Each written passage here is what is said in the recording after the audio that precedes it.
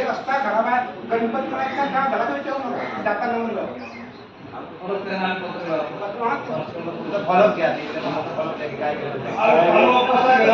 नाही ना प्रवीण भाऊ फॉलोअप आम्ही कशी येणार डिवाइस होते